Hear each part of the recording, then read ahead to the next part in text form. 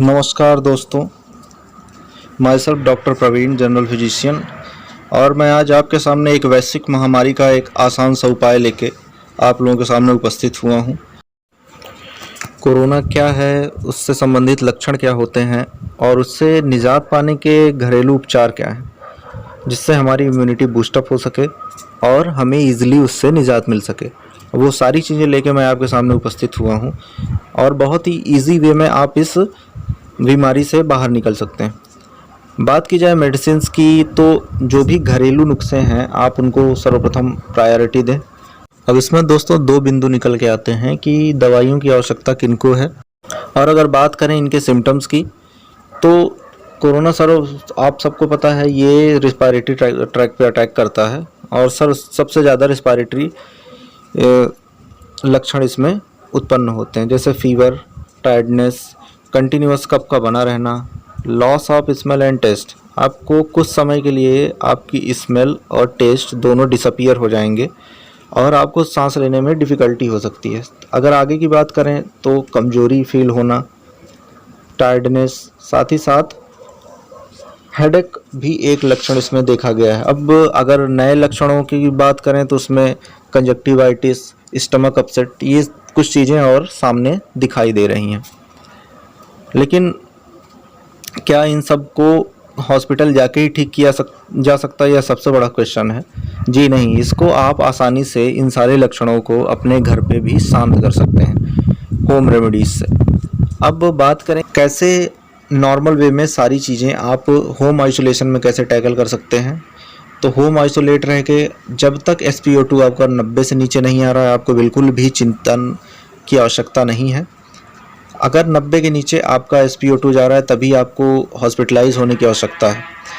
और इन सब का उपयोग करके आप इजीली कोरोना के लक्षणों को सप्रेस कर सकते हैं। और बात की जाए कि कितने दिन का समय लगता है कोरोना से निजात पाने के लिए, तो मिनिमम 8 से 10 दिन आपके अंदर लक्षण रह सकते हैं। किसी में ज़्यादा दिन तक भी ये लक्षण उपस्थित रह सकते हैं, तो घबराने की कोई बात नहीं। और बात की जाए हॉस्पिटलाइज कब होना है दोस्तों, तो सबसे जो अहम बात है SpO2, वो आपको मेज़र करते रहना है। अगर 97 से 100 के बीच में या 95 से 100 के बीच में आपकी SpO2 आती है तो वो मोर देन सफिशिएंट है, आपको बिल्कुल भी चिंतित होने की आवश्यकता नहीं है। यदि आप ओल्ड एज पेशेंट हैं तो ऑब्वियस है कि किसी अन्य कारणों से भी आपकी SpO2 का मेज़रमेंट कम आ सकता है, जैसे कोई अस्थमैटिक है या किसी को इन्फेक्शन है, तब भी आपकी SpO2 कम आ सकती है। तो इन सब चीज़ों पर विचार करके तभी आपको चिंतित होना है। और बात की जाए बात करें जैसा कि आयुष विभाग ने अपनी एक बहुत ही अच्छी गाइडलाइन प्रस्तुत की है जन सामान्य के सामने। काढ़ा एक ऐसी चीज़ है जो आपकी इम्यूनिटी को अच्छे तरीके से बूस्टअप रखता है और साथ ही साथ जो भी कफ वाले सिम्टम्स हैं आपकी बॉडी में उसको सप्रेस करता है।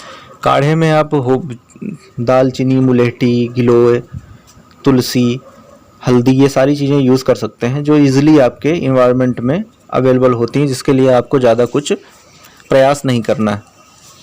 और इन्हीं सब का मिश्रण बना के आप सुबह शाम ले सकते हैं, जिससे आपकी इम्यूनिटी काफ़ी अच्छी रहेगी और आपको दुनिया भर की जो दिक्कतें हैं कोरोना की उसको झेलना नहीं पड़ेगा। कोरोना महामारी से बचने के लिए डॉक्टर प्रवीण से आप कंसल्टेशन ले सकते हैं। दिए गए नंबर पर कॉल करके उनसे आप बात भी कर सकते हैं। वैक्सीन किट चाहिए तो आप इसी नंबर पर कॉल करके मंगवा सकते हैं, जो मिनिमम रेट में अवेलेबल है। साथ ही साथ ये सारी चीज़ें तो रहीं, बाकी प्रिकॉशंस में आपको क्या क्या इंक्लूड करना है। आप कभी भीड़ भाड़ वाली जगह पे जाते हैं तो ज़रूर मास्क पहन के जाएं, हैंड सैनिटाइज़र का प्रयोग करें या नॉर्मल साबुन से अपने हाथ को धोते रहें। और दोस्तों, अगर आप ज़्यादा कभी भीड़ भाड़ वाली जगह पे बाई दबे फंस भी जाते हैं तो आके घर पे स्नान करें और जो भी चीज़ें हैं, आप जो कपड़े यूज़ कर रहे हैं उसको बाहर ही उतारें, घर के अंदर प्रवेश ना करें। ये सारे प्रिकॉशंस के साथ आप कोरोना को मात दे सकते हैं।